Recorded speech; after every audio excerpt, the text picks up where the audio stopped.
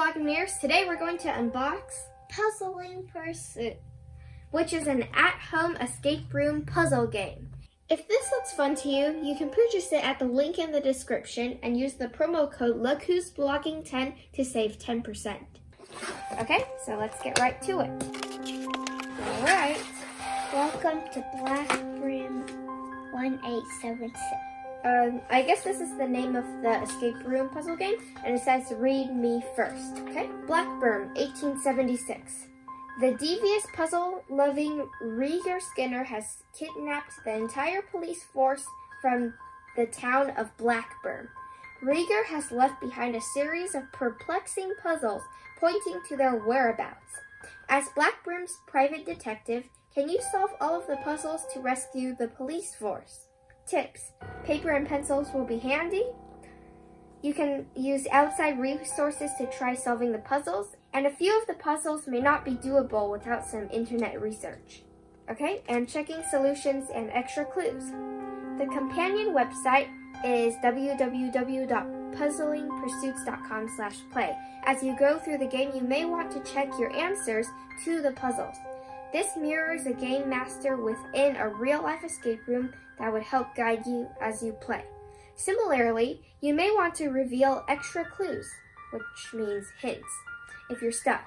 Alright, so over here there's part 1.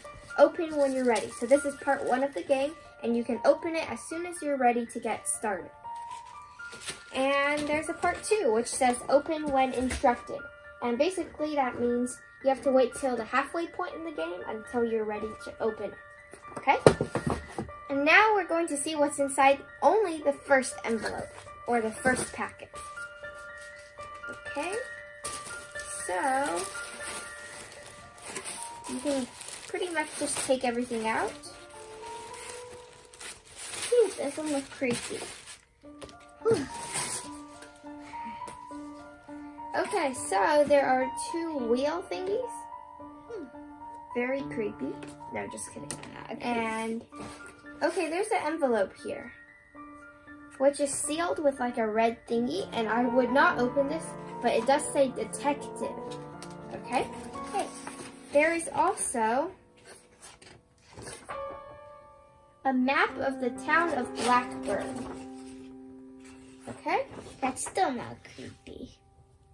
And then there's a letter from Rieger Skinner. Rieger Skinner, I think that's the detective. And there's a magazine paper or something. The Skinner Tribune. Wait, Okay. this is only half. Oh yeah, it's only half of a newspaper. Okay, and then on the back there's like a letter or something that says, Dear kind sir or madame. And then it goes on and on. No, until it ends. It's half.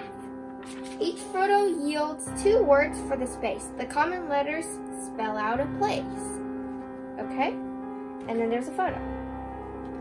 Oh, and there's another photo. Just box. And then another photo. And one last photo. And 2 boxes.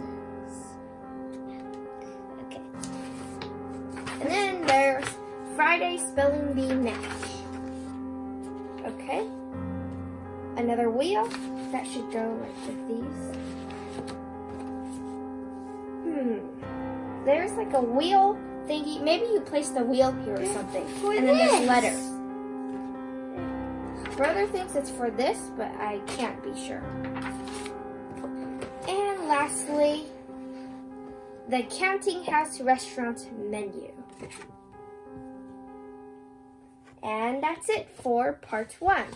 So again, there's 5 puzzles in here, and right now we still don't know what the puzzles are.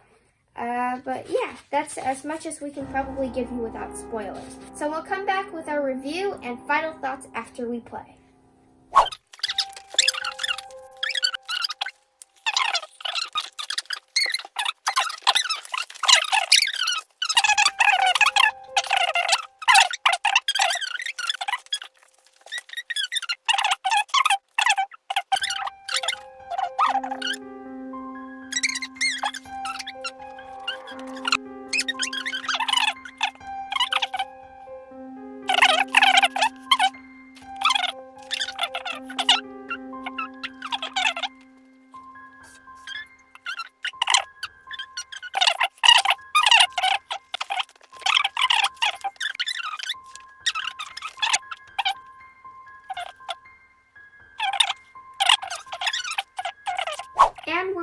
we finished playing Puzzling Pursuits, and here's our review.